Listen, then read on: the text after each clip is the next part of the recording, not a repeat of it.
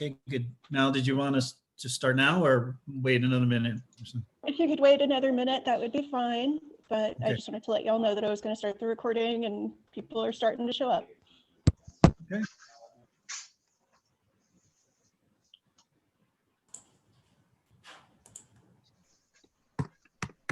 There's a good possibility we'll have another cameo from one of my cats. They're sitting right here. So they seem to like these presentations. And The lights. Yeah, I don't know, the lights, the maybe it's your voice, Kachun. They run to the sound of your voice. You're the cat whisperer, something like that.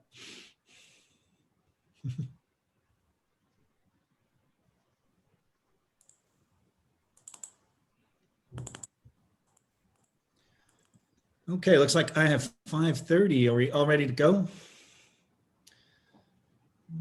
Sure. Ready when you guys are. Okay, good. Well, welcome everybody that's here. And thanks for coming to the panel tonight. Thanks to Dr. Kachun Yu for setting this panel up. Tonight we have, at this presentation, we have 3 films from 3 distinguished scientists from the Museum of Nature and Science, or I should say 2 from the Museum of Nature and Science and 1 formerly of the Denver Museum of Nature and Science. Each scientist will be talking about 1 film tonight. That's, well, I'll go through the list very quickly. Dr. Kachun Yu will be talking about 2001 Space Odyssey. Dr. Joe Sertich will talk about Jurassic Park. And Dr. Steve Lee will be talking about The Martian, coming to us from Mars on his, in his retirement, I guess.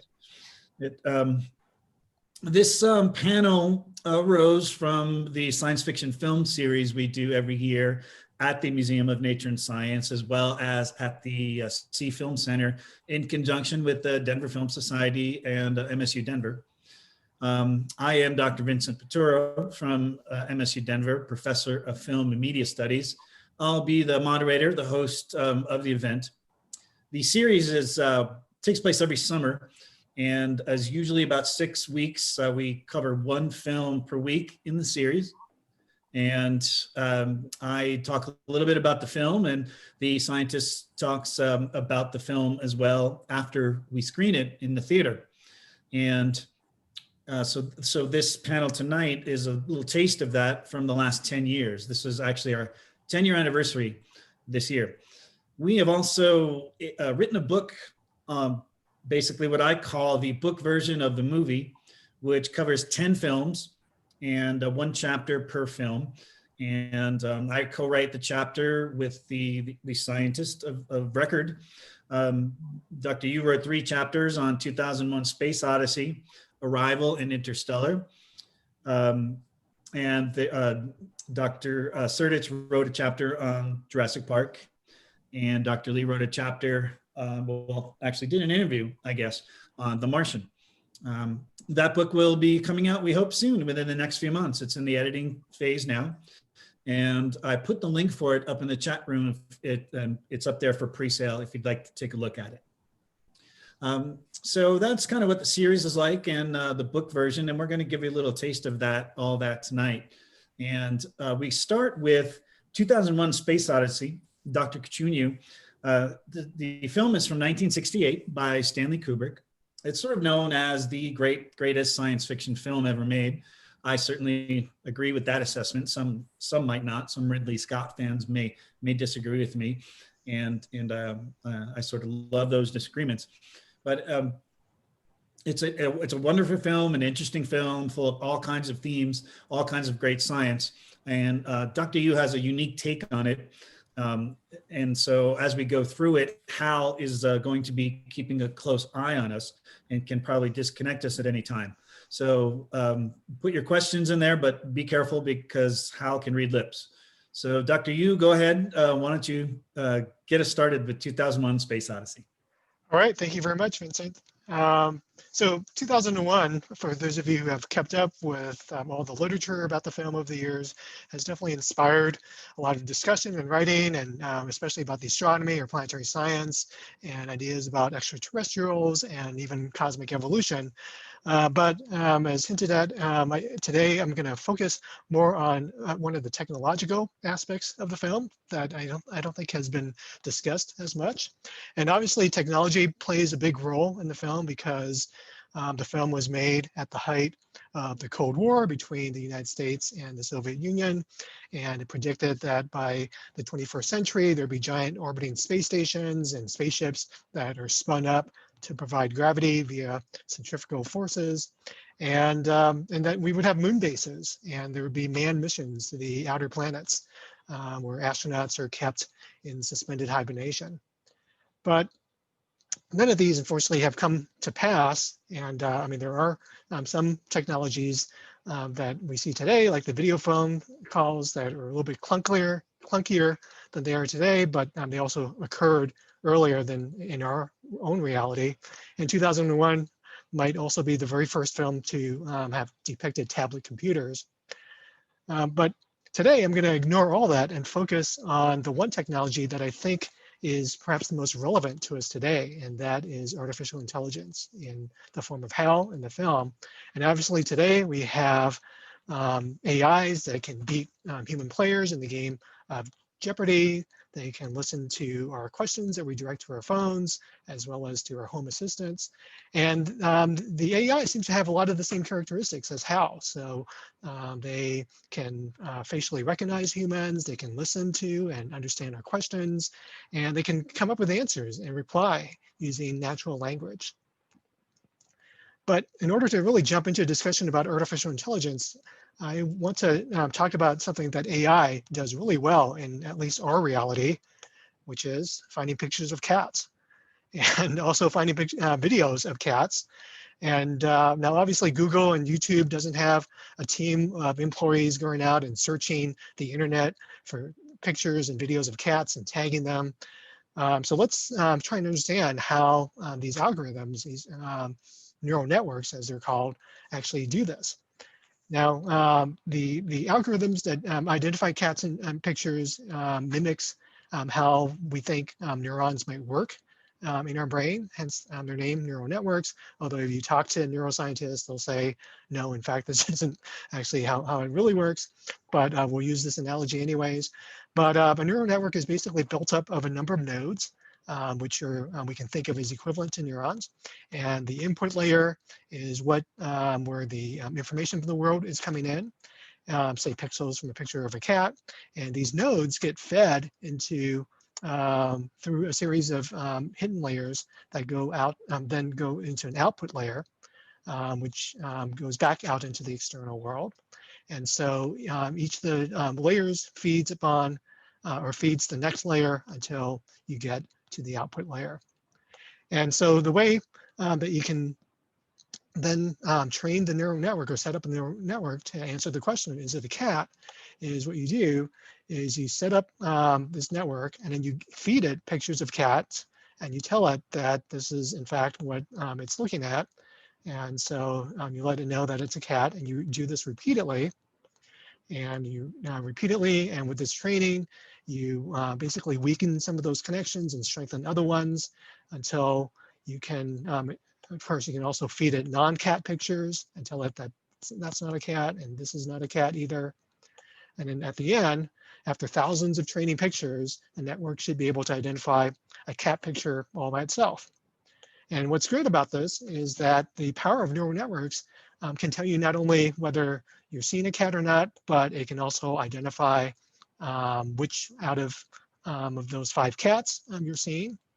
And similarly, it can not only identify lots of different cats, but it can identify people or animals or any other objects that you can think of.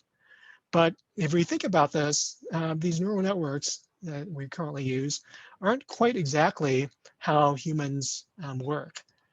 First of all, when humans look at objects, they don't need thousands of pictures of training pictures to learn what something looks like, we can just get away with a handful of pictures. And we know that we can do this not only as adults, but even as young children. So you can show a child a book with pictures of giraffes, and after that single reading, they'll be able to identify giraffes in the form of toys as well as giraffes in real life. And so neural networks are really fragile, so that if you train a network to identify an orange tabby, they might be able to recognize a photo of that, but they'll have trouble recognizing a cartoon version and then a plush toy version of that cartoon. And then neural networks can also be fooled. So researchers have looked at how you can take a picture like this, which is identified as a panda roughly 60% of the time.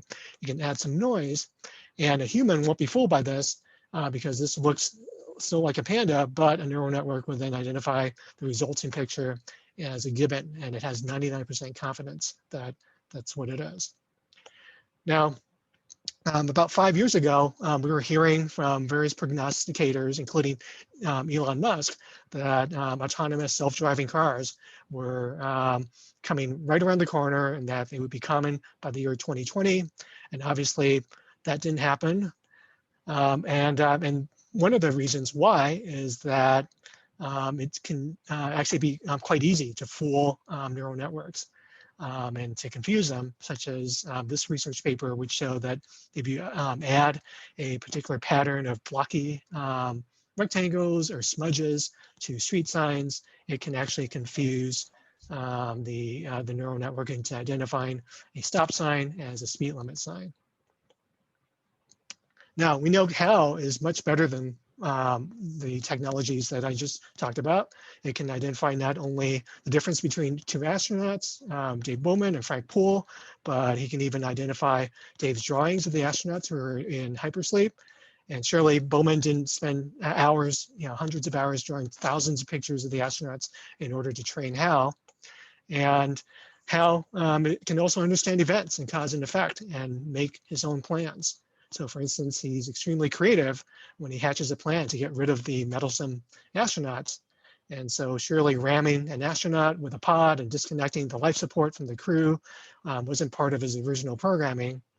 And Hal is also aware enough to notice that Dave has left his helmet in the pod bay when he goes out to retrieve Frank Poole's body.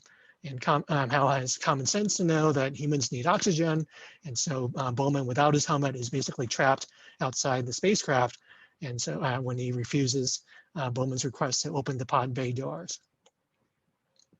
Now compare that with what Hal can do to what our best neural networks can do.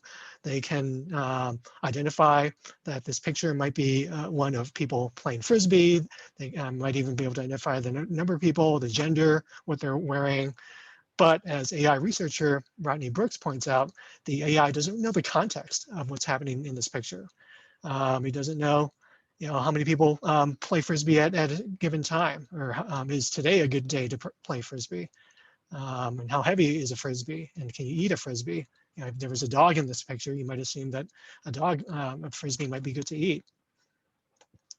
And another check on how smart AI technology is in our universe is that I can query Google and find out who won the Super Bowl this year. And Google knows the answer because it's a question that a lot of people have already been searching for. But what happens if I give Google a question that has never been asked before? So here's a Google search that I just did today asking, did Abraham Lincoln know how to snowboard? And the results returned are based around the confluence of the words Abraham Lincoln and snowboarding. And so the first link is about snowboards with pictures of historical figures. The second link is about a ski-free deal on Lincoln's birthday. But in this case, the AI doesn't really have any context at all or common sense to understand the meaning behind the question, why it doesn't make sense. And a computer would obviously know that. So in order to make our modern day AI more intelligent, researchers are trying to learn from the best learners out there, which happen to be humans, or in this case, human babies or children. And so researchers are trying to understand how babies and toddlers interact and learn from their world, They are attaching mini GoPro cameras to toddlers as they play and explore. And they do the same thing with babies and their parents and see how they interact with each other. And the idea is basically to find out how children learn about objects in space and learn about cause and effect. And one of the beliefs is that perhaps in a few decades in the future, we can get machines to learn the same way and understand cause and effect. And hopefully, perhaps have general intelligence that might approach the sorts that we see with HAL. All right, thanks a lot. Okay, great. Thanks, Dr. Yu. We will be taking questions at the end of the 3 presentations, and then we can take questions on all 3 parts. We want to make sure we get through all 3 presentations before we get to those and we don't get off track. So moving right along, next we're going to have Dr. Joe Sertich. Dr. Sertich is going to be talking about Jurassic Park from 1993, directed by Steven Spielberg. You've all seen the movie. Many of you wanted to become paleontologists because of that movie, and some have become paleontologists because of that movie. It's a great film for a number of reasons. It's just great fun. It's scary. It's a monster movie. One of the reasons I love it so much is because it's a really important film in terms of film history, especially for CGI. It was the first film that really used exclusive CGI for sequences, also for some scenes and for some sequences. It got away from the old sort of puppet style of movie making. But with that, Dr. Joe Sertich on Jurassic Park. Joe? Great, thanks, Dr. Peturo. Thanks everyone for joining. I'm really excited to talk about this movie anytime because, well, like Vincent said, this is what led me into my career, like a lot of other paleontologists of my generation. And this is something that we often call a dogma buster. So this is one that like smashed the way we think about a certain science, and Jurassic Park really smashed through the wall of the way the public thinks about dinosaurs. I'm going to share my screen with you. I'm not as savvy as Dr. Yu and having the screen behind me.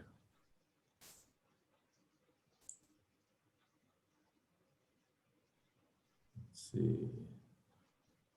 Is that showing up?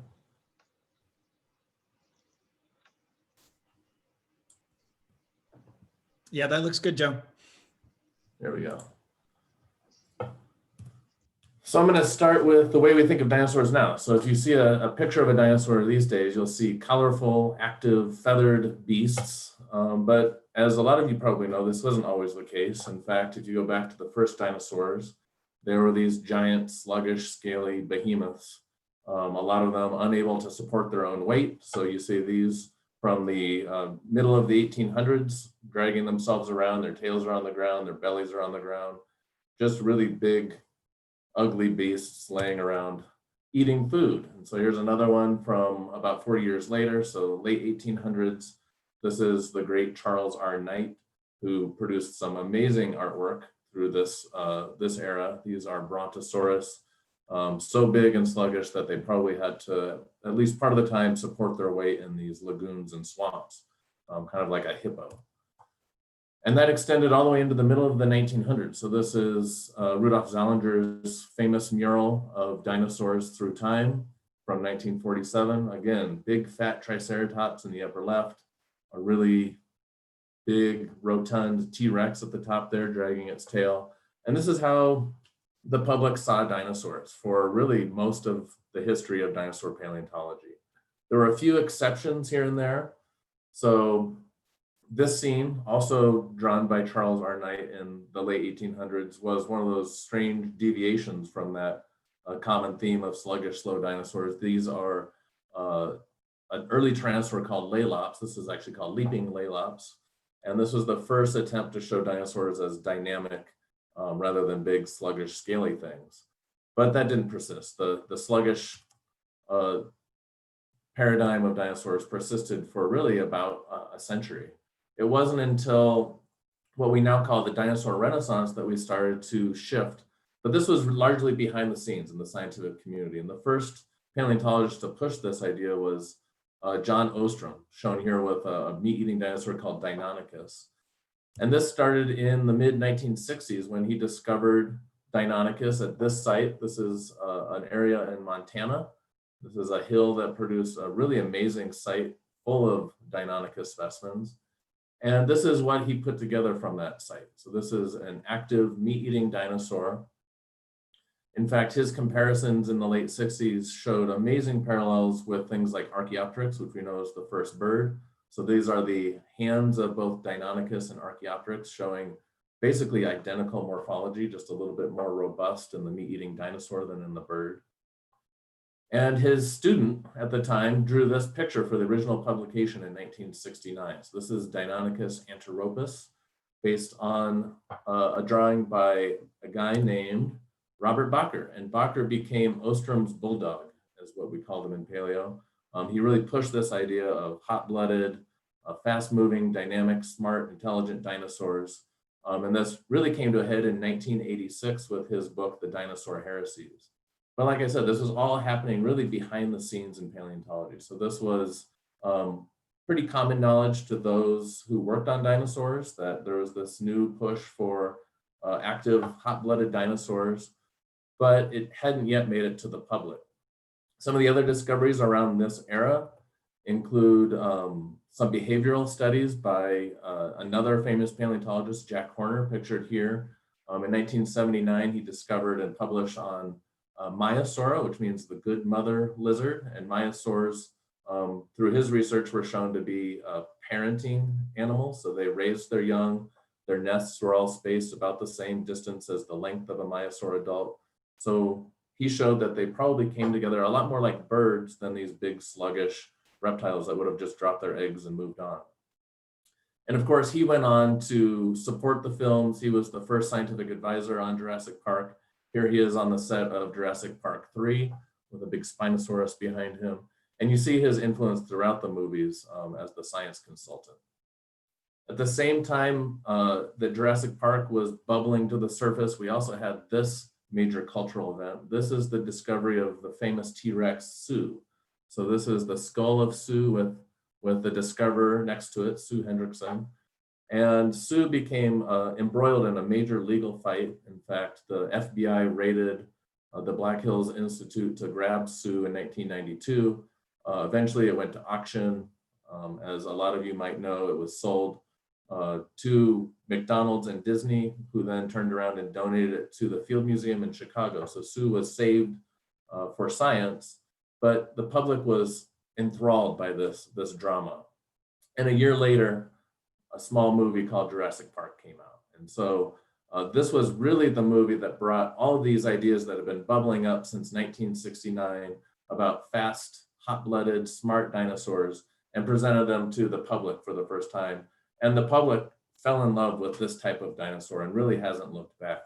I would say I was influenced by this movie. Most paleontologists were influenced by this movie. And it continues to send shockwaves through the scientific community, even today, with some of the new sequels in the Jurassic World, the new Jurassic World reboot. So what about the science behind Jurassic Park? Well, I'm going to look at 3 different aspects of that. It includes the accuracy of the dinosaurs they presented, the behavior that they showed, so some of the dinosaur behavior like flocks and hunting, and then we're going to examine the ability to clone dinosaurs and bring them back. So when we look at the accuracy of the dinosaurs themselves, it can really easily be broken down into 2 groups. There's a good group where they did a really good job of displaying what these dinosaurs would have looked like and probably behaved like. And then largely for the big, scary meat-eating dinosaurs, T-Rex, the Velociraptor, Dilophosaurus, these were pretty bad. And we'll talk about that here in a minute. So the first, Triceratops, very good job depicting Triceratops. Even the big kind of fat structure of a Triceratops is now what we think they probably look like. The scales they got right. One thing they got a little bit wrong was probably the size of the feces, which was a great thing to throw into the movie. And in fact, there are paleontologists, one of them here in Colorado, Dr. Karen Chin at the University of Colorado Boulder, studies dinosaur feces. And I would say the biggest problem was probably the quantity of poop that they displayed. You can see Dr. Chin holding some chunks of dinosaur poop in the picture there. It's not quite as big as the huge mountain that Dr. Sadler reached her arm into. Brachiosaurus was very, very well done. I'd say the only critique I could give to Brachiosaurus from the movie is it's a little bit big, but even the idea that it could stand up on its back legs and reach to the highest parts of the trees are things that we've been exploring even to this day and looking at biomechanical modeling, loading, things like that. And we're not sure that it could do this. It's really hard to envision a way to get blood pumped up the neck all the way to the brain for such a sudden rise. So to lift your head that quickly, imagine jumping out of bed really fast, you get kind of dizzy. Add to that 100 foot of body and you might faint. And a fainting Brachiosaurus is not something you'd want to be around.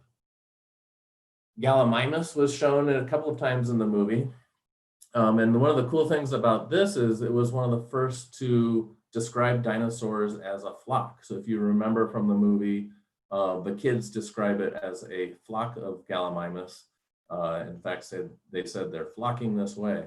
And that's something that came out later as probably true. So some of the discoveries that came out after Jurassic Park, including this one in 2008, showed groups of Gallimimus in the same deposit. And so we can infer that in order to die as a group, they probably lived as a group. And so that flocking hypothesis that really was presented by Michael Crichton in Jurassic Park was science fact. Let's get to the bad ones real quick. So T-Rex, of course, the big star of the film. T-Rex was shown as this really pretty accurately sized dinosaur. So I would say this is a pretty close approximation of the size of a T-Rex. They didn't really embellish as much as they did with some of the other dinosaurs like Brachiosaurus. It covered some of the themes of the time, which was whether or not T-Rex was a predator or a scavenger. And that's something scientists still debate to this day. So 27 years later, we're still looking at aspects of T-Rex to determine whether it was a type of dinosaur that hunted its own prey or it just scared other smaller, swifter dinosaurs off of their kills. But like a lot of things in the world today, it's probably more complex than a black or white predator versus scavenger kind of dichotomy. T-Rex almost certainly would have eaten anything it could find, whether it was dead or alive. So it probably scavenged sometimes and it probably hunted some other times. Was it feathered? This is something that's come up recently, and this is something that we see in a lot of these dinosaurs. So was T-Rex feathered? That's something we're still investigating, and some of the newest science shows that it probably wasn't. But some of its relatives were. So this is a dinosaur from China called Dilong, and we have found feathers on Dilong. And some of the skin impressions we have of T-Rex show no feathers. So they probably got that right in the film. And then the other thing they probably got wrong was that idea that T-Rex could only see things that were moving. If you think about it logically, if an animal lives in a forest where trees aren't moving, it would run into them all the time if it could only see moving objects. So this one's probably science fiction. And we know that based on its vision. So if you look at a T-Rex, its eyes face forward a lot like yours, and so it was able to have good depth perception. It probably was a very, very good visual type hunter. And then finally, Velociraptor shown here. And the only thing that we can say about Velociraptor, other than the fact that it's completely naked of feathers, which we now know they were fully feathered, as is depicted here, was the size. So here is the actual size of a Velociraptor. And the Velociraptor in the film was shown about the size of actually a Utah raptor, which was found during the production phase of the film. And so we know now, based on lots of finds like the Dilong from China, that raptor dinosaurs were fully feathered. They had big fans of feathers on their arms and their tails.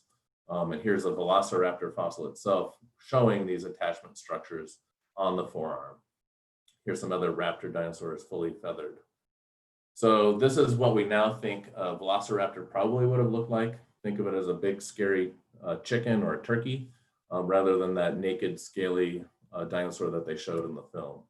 And then finally, Dilophosaurus. So Dilophosaurus was depicted as a relatively small, scary dinosaur with that funny frill around its neck.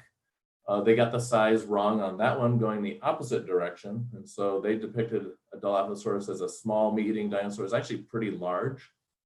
But one of the cool things that they depicted and brought really to the public was this idea of soft tissues and displays. And we've never found a Dilophosaurus frill or the soft tissue around that. So that's fully conjecture, but it's based off of animals alive today. And it's something that we do even to this day is look at the world around us to infer things about the past. And then finally, cloning. So can this even happen? Can you bring dinosaurs back from extinction? In the film, of course, they brought a bunch of dinosaurs back from a single mine in Ecuador where they were finding mosquito fossils that had sucked blood. The problem, of course, is that all dinosaurs lived over almost 2 million years of Earth history. And the dinosaurs they depict actually come from 5 different time periods. And so you would need 5 different time periods of amber from all 6 or 7 continents to bring back the diversity of dinosaurs that they showed in the film. And today we're finding really amazing fossils. This is a preserved tail of a dinosaur that was found in amber in Burma. This is something where you could potentially look for DNA, and scientists have done that work. And there are indicators of nucleotides and other aspects of the biology that is important for bringing back dinosaurs. But in reality, DNA doesn't last that long. So the half-life of a strand of DNA is about 521 years. That means all of the bonds in DNA are destroyed at about 6.8 million years. Dinosaurs were an order of magnitude older, about 66 million for the youngest dinosaurs, and some of the ones depicted in the show are 150 or 200 million years old. So the one thing that's probably more realistic is bringing back Ice Age fauna, so things like mammoths and dire wolves is probably more realistic than bringing back dinosaurs. So that's where I'll leave it with the science behind it. But really, the thing to keep in mind is this was a dogma buster. This really brought hot-blooded, exciting dinosaurs to the public for the first time, and we've never looked back. Okay, thank you, Joe. Dr. Surdich. Let's get right to Dr. Steve Lee, who's going to talk about The Martian, 2015, released in 2015 from director Ridley Scott, who put out a couple of other pretty good sci-fi movies, one called Alien, the other called Blade Runner. And Dr. Lee, go ahead. Let's talk about The Martian. All righty. Well, thank you, Vincent. And I have been a Mars scientist my entire life, so I sort of take it as an insult when it's done really badly. And I will admit, the first time I saw Martian, sort of a sneak preview, I left extremely disappointed just because of all the flaws I saw. But a few weeks later, somebody drugged me back to see it again. And that time I took the attitude of, well, this is just a movie. It's not a documentary. Sit back and enjoy it. And at that point, I could sort of overlook the major science flaws and thoroughly enjoyed it. And I've probably seen it a dozen times since then. So I would count it probably as the number 2 sci-fi movie on my list behind Kachun's 2001. So what I wanted to do is just go through a couple of the good parts and the really bogus parts of the movie.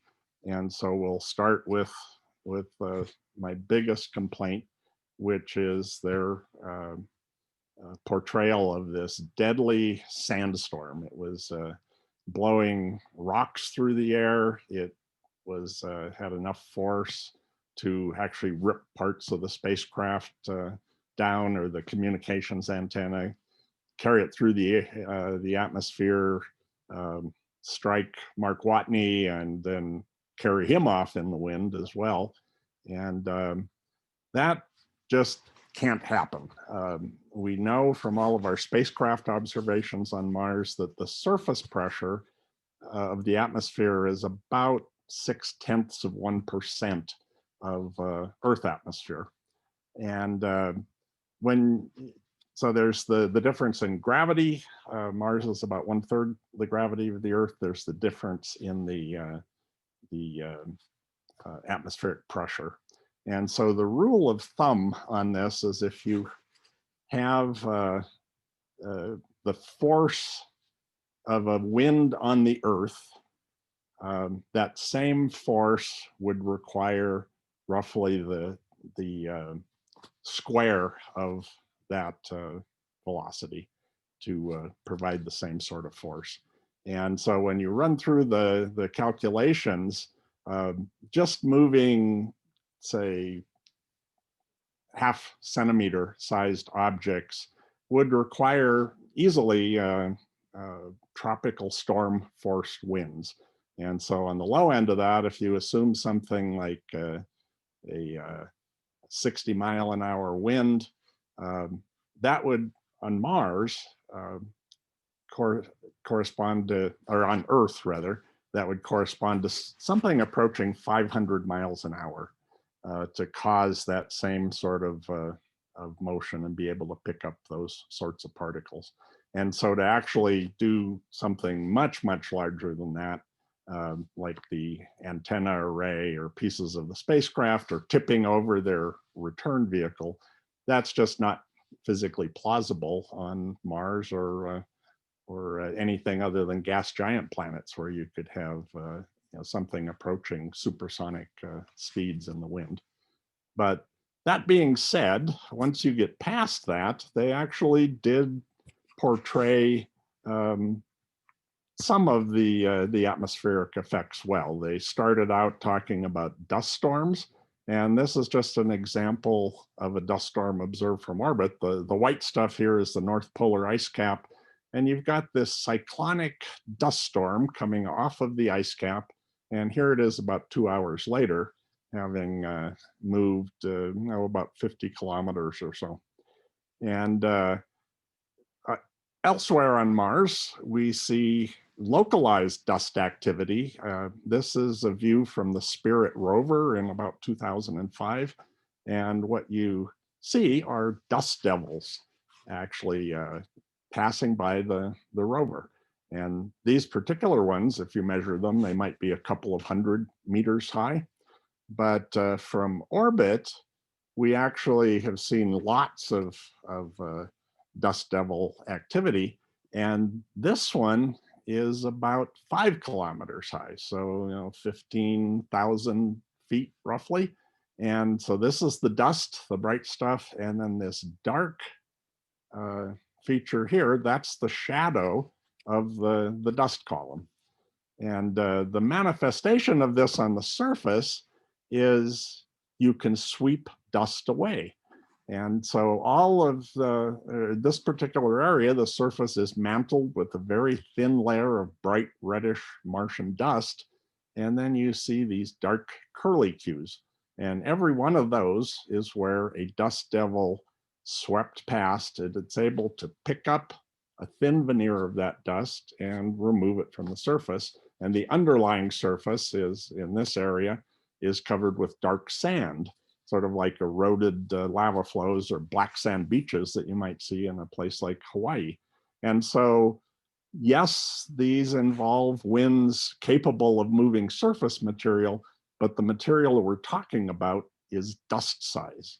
And by dust, I mean something that's probably a small fraction of the diameter of a human hair. And that's what we're seeing here.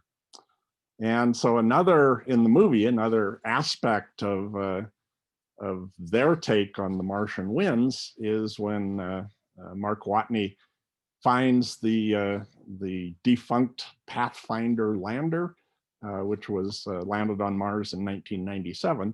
It's completely buried in sand.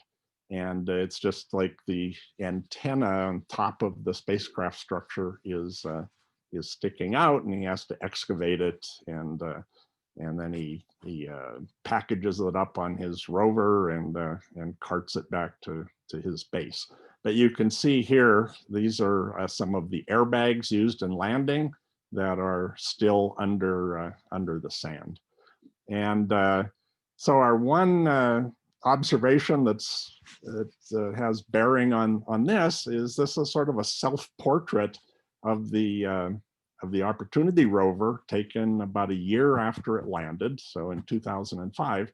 And the camera on the end of the robot arm is looking down on the top of the rover, and all of this, these dark shiny panels, those are the solar panels that power the spacecraft.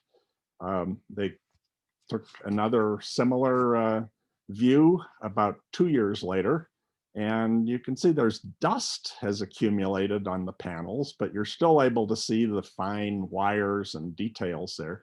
So we're talking about just, a few dust grains thick coating the rover. But then come back another year later, and a lot of that dust has been blown away. And it turns out there were actually dust devils were able to sweep the dust off of these solar panels.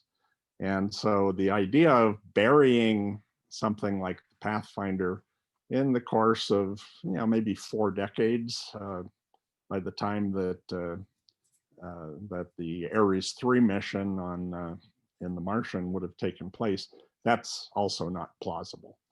And just to prove this to you, this is sort of a self-portrait constructed of the Pathfinder lander sitting on Mars.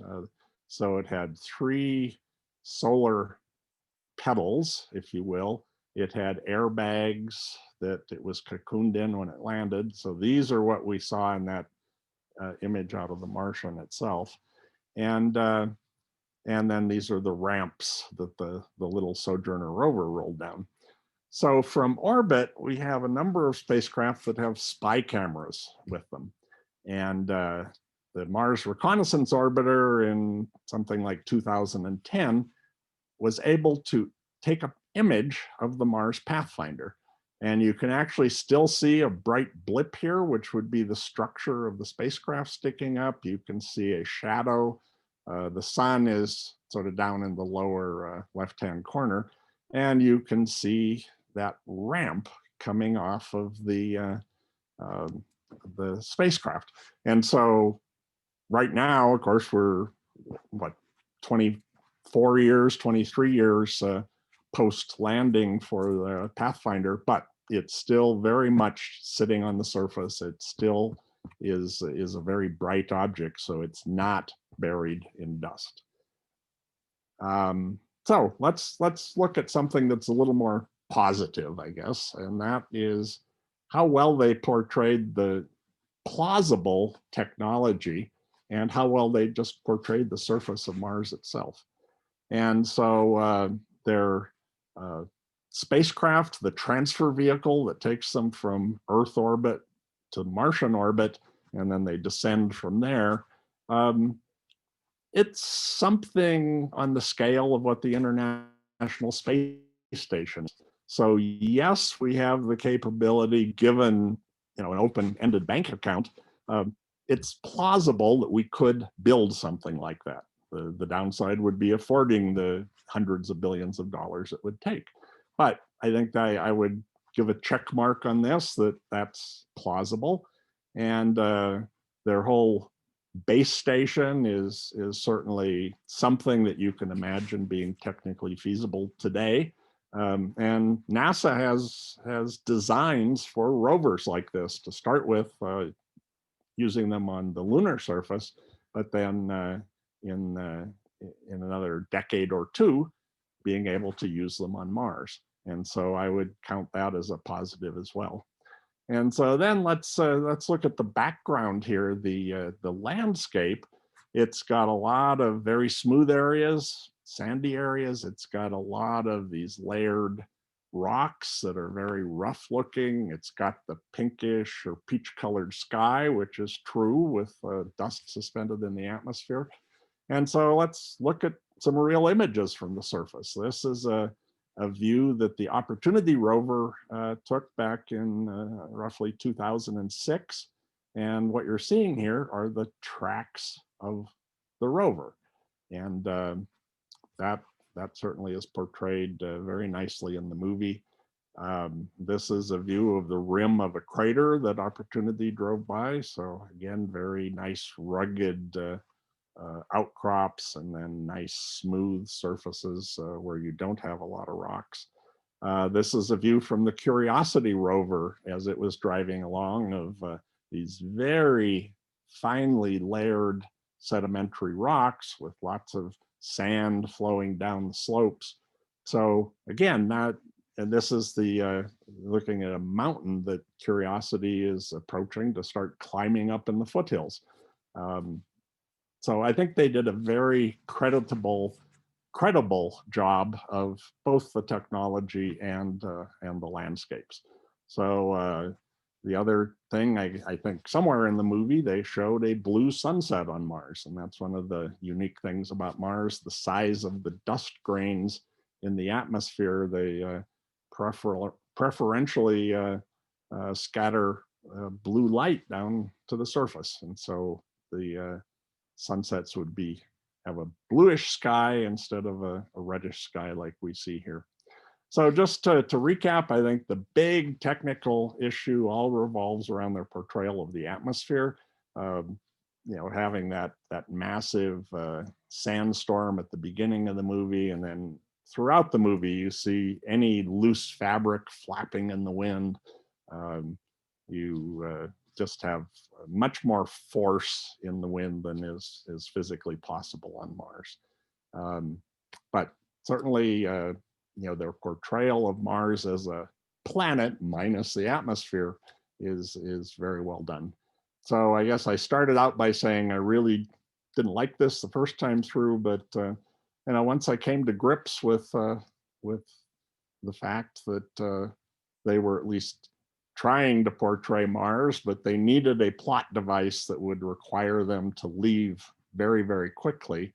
And the most plausible thing would be something like a solar flare, where they'd have to get back to their mothership to have sufficient shielding to protect them from the radiation. That would be plausible, but that's not a visually appealing thing to be sort of the star villain in your movie. So I think I heard an interview with the author of The Martian, and he freely admitted that he had to make this up, and it was all because they needed an excuse to be getting out of there quick enough that their landing craft wouldn't tip over in the wind, and then that set the stage for the rest of the movie. So I think I'll leave it at there. Thanks a lot.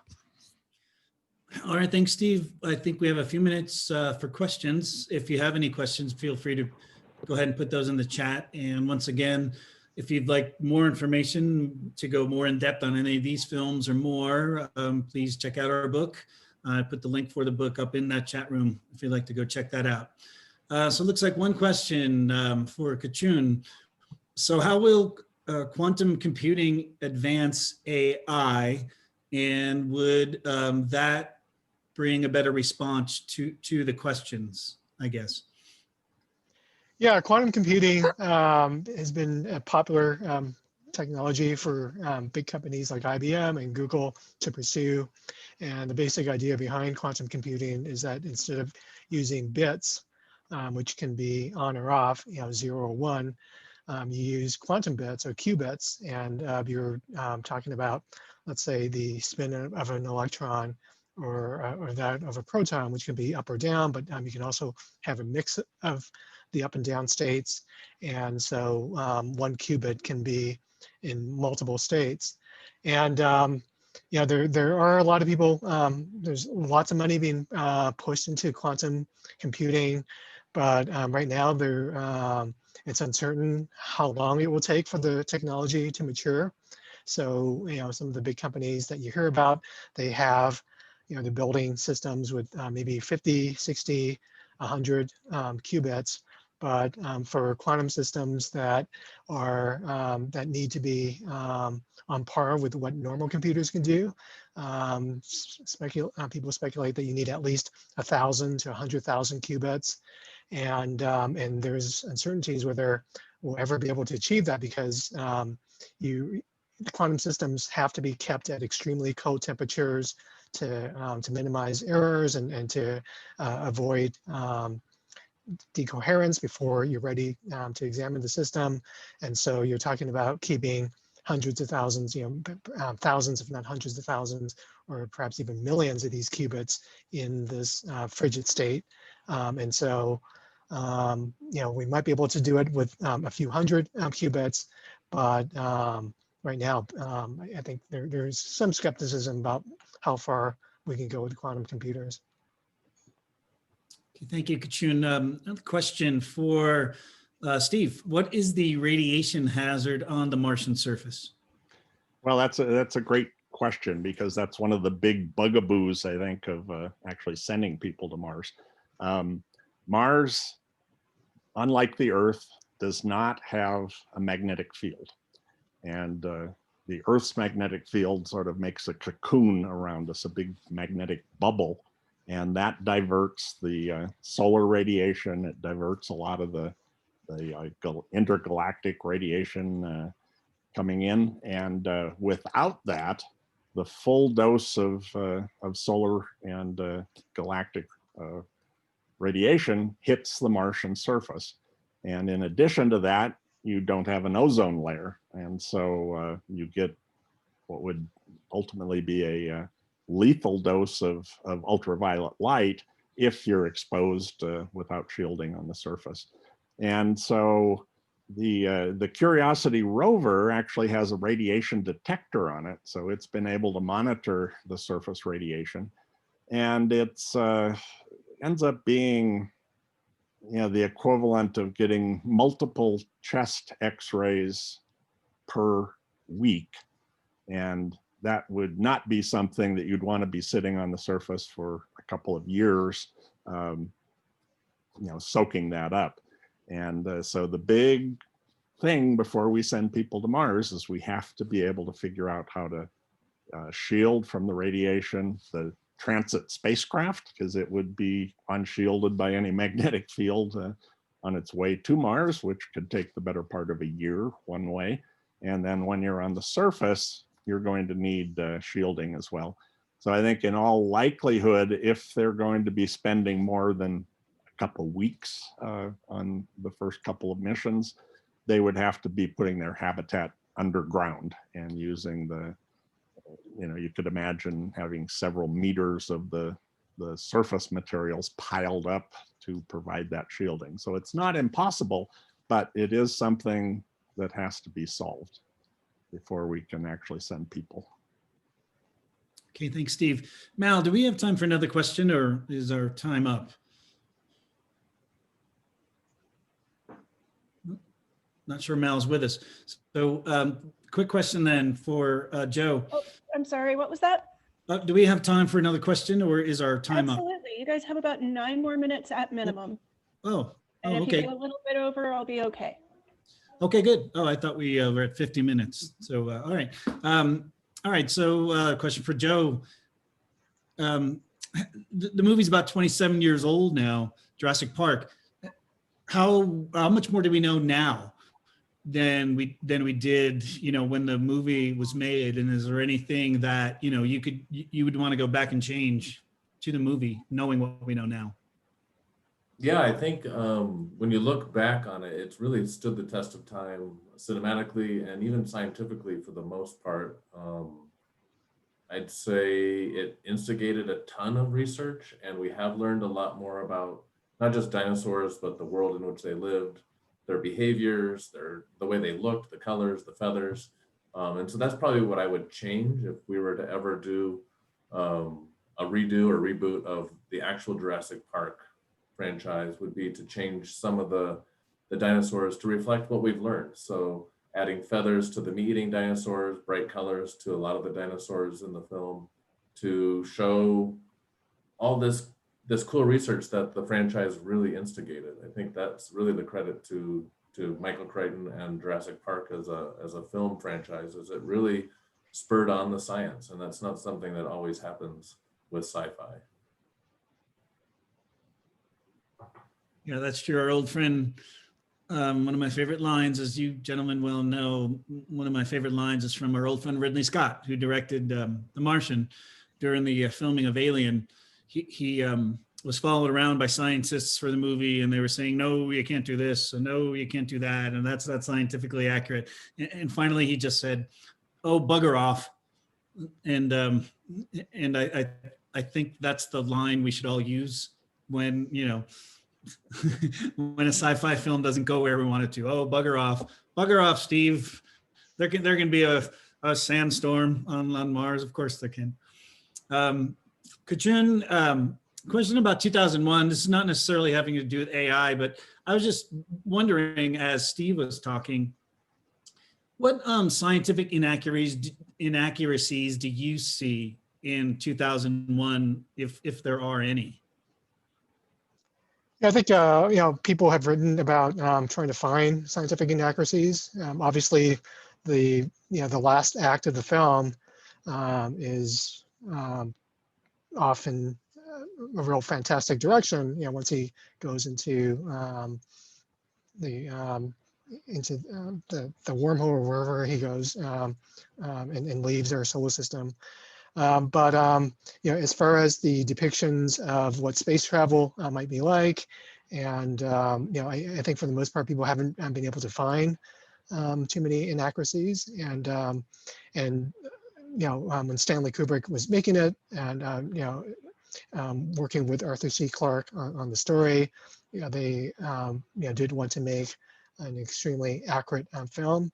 And I think one of the things that have popped up is perhaps in the sequence where let's say they're headed to the moon on that shuttle, and the moon is landing. The shuttle is landing at the lunar base, and it lands, and you actually see a cloud of dust being propelled off the surface from the exhaust as the shuttle comes down. And so I think the only thing that people have complained about is the fact that that shot was obviously filmed in an atmosphere as opposed to a no atmosphere environment, just because of how the dust particles are reacting. They're not going along ballistic trajectories, but they're actually kind of billowing out, showing that there's air in that set. So you have to go to really obscure moments like that to find scientific inaccuracies, at least in the first 2/3 of the film, first 3/4. He didn't even have the benefit of being there yet. I mean, we hadn't even gotten to the moon yet, so it's just unbelievably amazing the way that. But I'm sure if Kubrick had the chance to film in a giant vacuum chamber, and I mean he probably would have taken it just to make it that much more accurate. Yeah, absolutely. I'm surprised he didn't build one. But one of my favorite stories about the making of 2001 is he brought a lot of dignitaries from all around the world to the sets, and they were looking at all the sets. And he brought the Russians in. Of course, this is height of the Cold War, and the Russians walked into the spaceship, and they saw the instructions in the spaceship were in English. And he said, the Russian said, of course, in the future, the instructions will all be in Russian. They won't be in English. So another question here. The Martian depicts the Martian habitat as having a very long-lasting life support system even before Watney starts growing plants. Has NASA developed any reusable method of removing CO2 from the air? Steve. Well, I believe there's a system doing that on the International Space Station. The usual way to do it in the smaller spacecraft, like the Space Shuttle or the Soyuz spacecraft or these new commercial crew vehicles, is they have these canisters of material. I think it's lithium dioxide, something like that, that scrubs CO2 out of the air. So they suck the air through these canisters. And it's sort of like your furnace filter. You have to change them periodically. They have that on the space station as a backup system, but they are able to pull CO2 out of the atmosphere, and basically, I think they pump it into their water system as just a way to store it in some fashion. Okay, great. Looks like just a minute or so left. Quick one, Joe. You going back to the film now as a grown-up, you obviously loved it as a kid. When you go back and watch it now, what strikes you now? What jumps out at you? What do you love so much about Jurassic Park now? Well, the cool thing is dinosaurs weren't really on screen for that much of the film.